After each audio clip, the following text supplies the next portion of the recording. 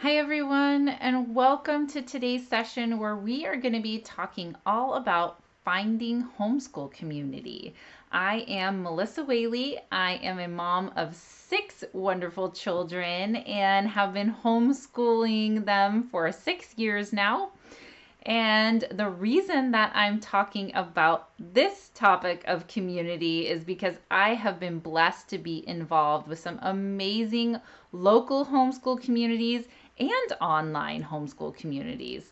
So let's first talk about why is homeschool community so important? Why am I even talking about this today?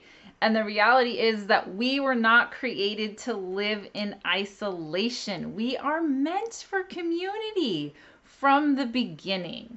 God said it was not good for man to be alone. And all the way into the New Testament, through his story, he is showing how important it is for us to be together so that we can encourage each other. As Hebrews 10:24 and 25 says, and let us consider how to stir up one another to love and good works, not neglecting to meet together as is the habit of some, but encouraging one another, and all the more as you see the day drawing near. And this verse has been just so amazing in my heart. And over the last few years, as we know, COVID brought us a lot of isolation. But this is reminding us that we need to not neglect meeting together and to be encouraging to one another. And that can't be done if we're stuck in our homes only with our kids and our spouses potentially and not getting out there in the community and being with people. And the other thing that God reminds us in Galatians 6:2 is to bear one another's burdens and so fulfill the law of Christ. Homeschooling is not easy. And I know there are a lot of burdens that we carry as moms as we go on this journey of educating our children. So we need others to help us bear our burdens, and we need to be there for others. Now, for me, I am all about conversation. I grow in conversation. That is where I learn the most. And it applies to my kids in our homeschooling, and it applies to me in my motherhood, in my parenting, and as I'm learning how to homeschool. I've learned more from conversations, sitting at a lunch table with other moms during our homeschool co-op than I have from reading any blog or podcast or YouTube video. Not that those aren't bad resources, they're amazing, but how much more can we learn by being able to sit across the table with someone, ask them questions, learn what they're doing and how they're doing it, how they've handled different situations. That's really where those heart-to-heart conversations come. That's where that Titus 2, the older women encouraging and teaching the younger women, those interactions happen face to face. And they're not formal, and they're not a scheduled mentoring session with another mom, but it's that time together where we're living our lives in community, that we're learning and growing. And I think one of the most important reasons that we need community is that it's what informs us. It keeps us informed of what's going on around us, of what's new, what new resources and books are out there. It inspires us. We see what others are doing, and it inspires us to try new things or to reach out, and they hold us accountable. Because sometimes we are overwhelmed and we don't know what to prioritize. So we need those women around us to come and say, hey, this is what's important, and I'm going to check in on you and see how you're doing and make sure you're okay. And if you need help with anything, because that's that bearing one another's burdens.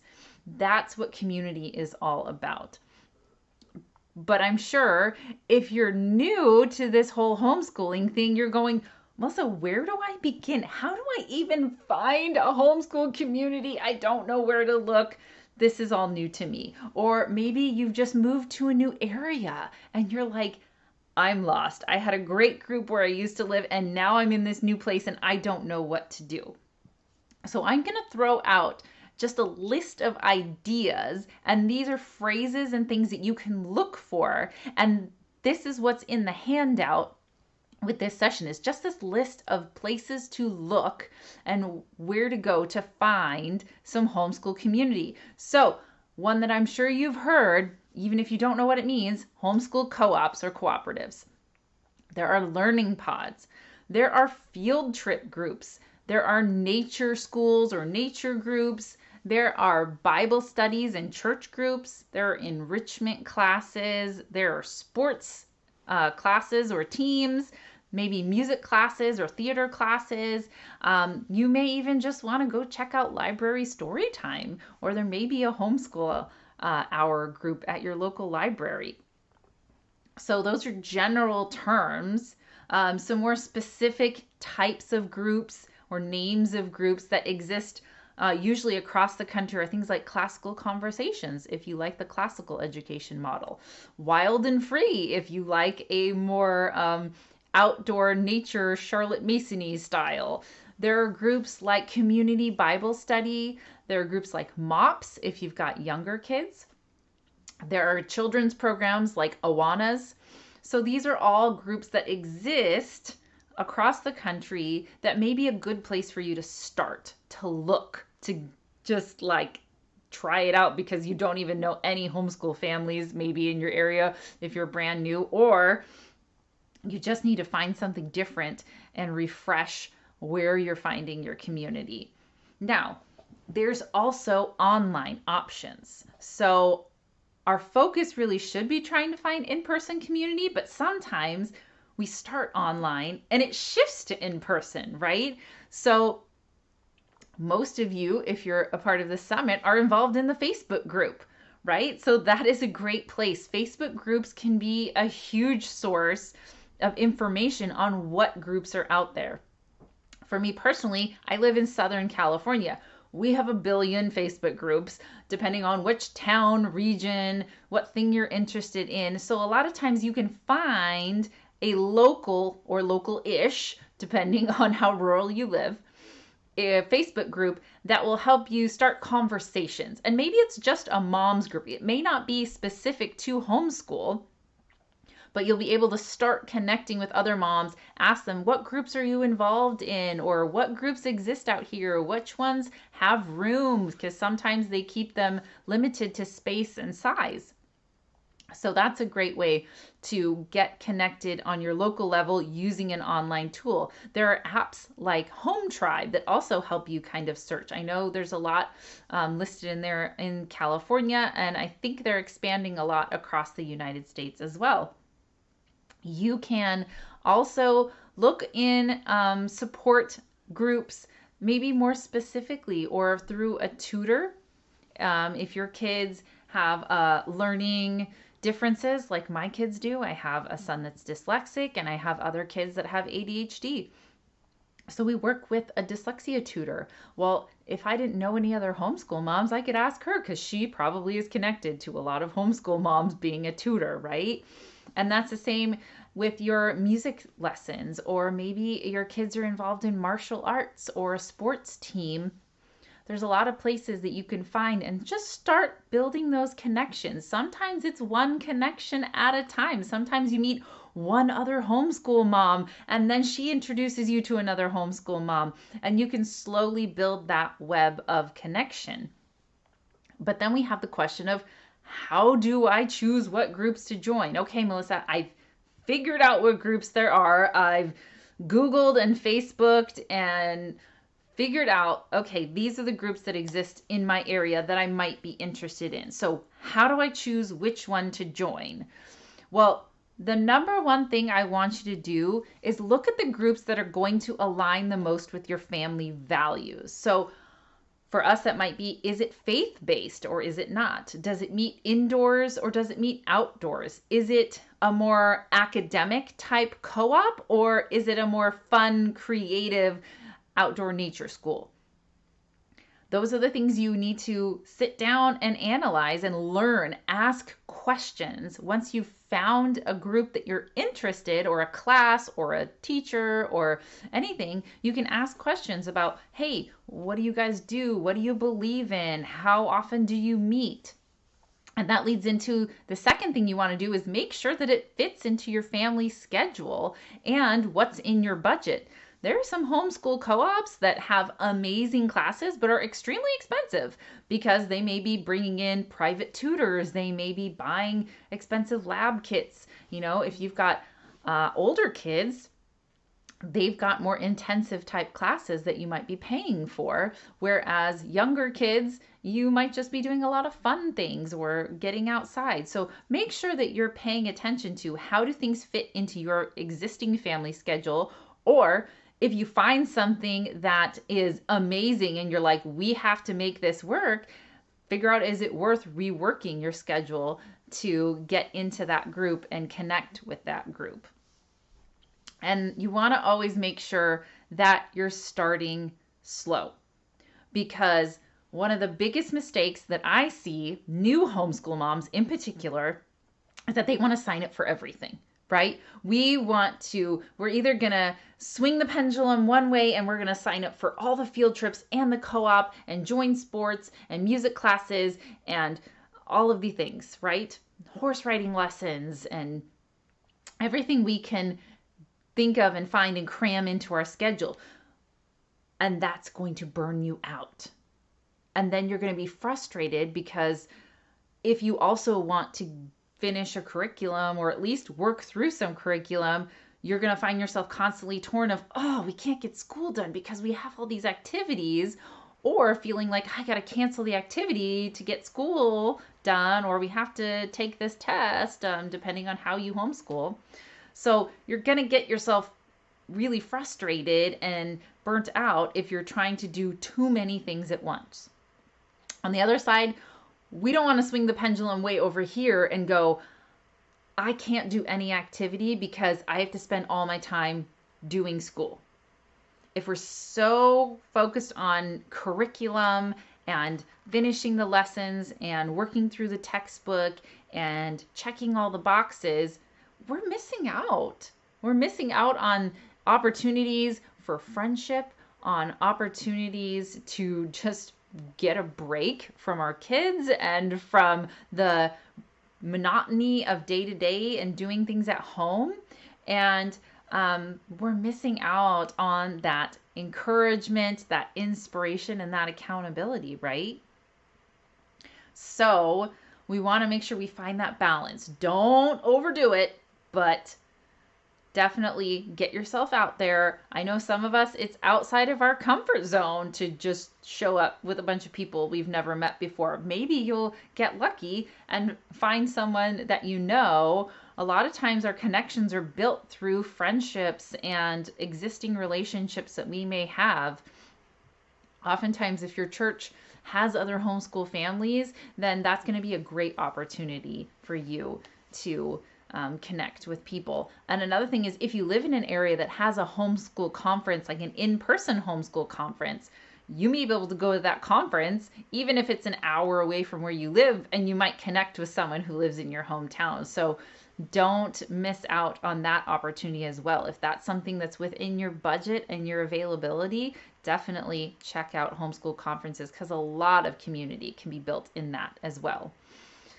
But then we come down to the issue of, what if these groups just don't exist in my area? Or what if I've tried a couple groups and they're just not the right fit? The first thing I want you to remember is that the first group you try may not be the right fit. You may have to try a few different things, activities, groups, co-ops, to find the one that really just checks all those boxes and hits the spot. It may be that your kids love one group, and even if it's not something you absolutely love, you're willing to do it for them. Or it may be that you absolutely love one group and your kids are like, Mom, I don't like those that group at all, or that class or that activity. And you have to figure out and find that balance. Again, go back to those family values. Go, okay, what do we all agree is important to us and that we love and we're passionate about? But if nothing exists or nothing fits, well, then don't be afraid to start your own group. I know I'm probably asking way too much of you right now, but I promise you that if God is calling you to be in community, He also has given you the ability for hospitality. And one verse that is a good reminder to me a lot is 1 Peter 4:9, which says, "Show hospitality to one another without grumbling." Don't we love that one? Getting reminded. Sure, we tell our kids all the time not to grumble. Do we remind ourselves not to grumble? So, and I want to let you know that starting your own group is not as much work as you may think it is. It could be as simple as starting a weekly park meetup. Find some local people, find a couple people that you like, and ask if they want to meet at the park every week. It doesn't require you to open your home, and it doesn't require a lot of setup or planning or preparation. You start small, start with what you're able. But maybe hospitality is easier for you in your home. Those of us who don't live in urban areas and live in a rural area, it might make more sense to have people come to us than for us to go to them. Maybe you have children with special needs and it's really hard for you to go out into public places or to go to other homes that you're not sure of how they're set up, but it would be okay if you invited 2 or 3 families into your home and got together and spent time together in a safe environment. There are a lot of different circumstances that are going to affect our ability to join groups and what kind of groups that make sense for us. And if the best thing for you and your schedule and your time and your money may just be to get people together in your home, or at least get people together and find out who's going to host it in their home, right? I want you guys to not give up on community. I have been in seasons where I felt really lonely. The first semester that we homeschooled, we did not have community. We lived 45 minutes away from family, and the only homeschool people we knew were 2 towns away, and we didn't get to go see them very often, and it was very isolating. But the reality is, loneliness is a tactic of the enemy. He is trying to keep us isolated. He wants us to be away from others because guess what? When we're in the presence of others, we're going to be encouraged. We're going to be inspired, and we're going to be held accountable. All things that God loves and the enemy hates, right? He doesn't want us to be thriving in our homeschool. And so that's where this community is so important, that we just need to be proactive in fighting against that. And like I said before, the first group you join may be a total dud, and that's okay. And you may be a part of a group for a couple years or many years, and then as your seasons of life change, you may transition out of that group and into something different, or you may transition out of that group and decide you need to start your own group. You may start your own group and it thrives for a couple years, and then it kind of fades out and you have to start something new or join something different. There are lots of seasons in our life, and our community isn't always going to stay the same, and sometimes that's really hard.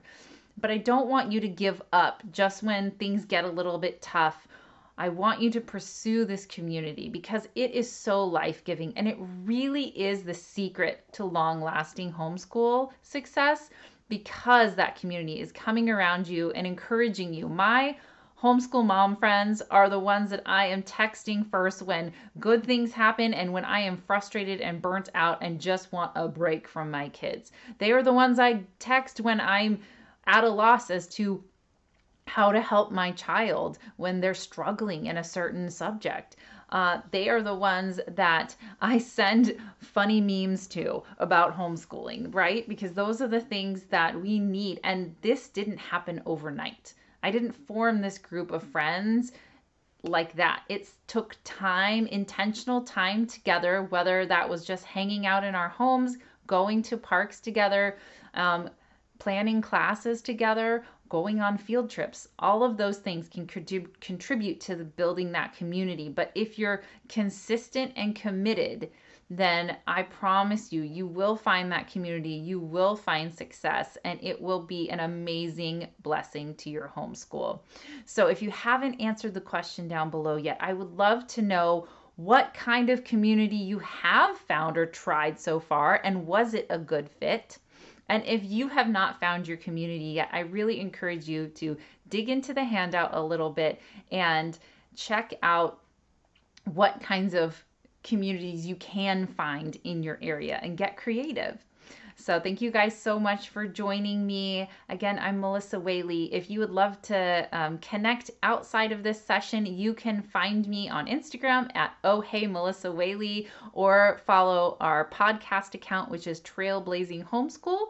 And you can check out our podcast wherever you listen. It's called Trailblazing Homeschool, and our YouTube channel as well, and that I co-host with my husband. So I hope you guys have a wonderful rest of this summit and enjoy all of the topics and connect with the community. Bye.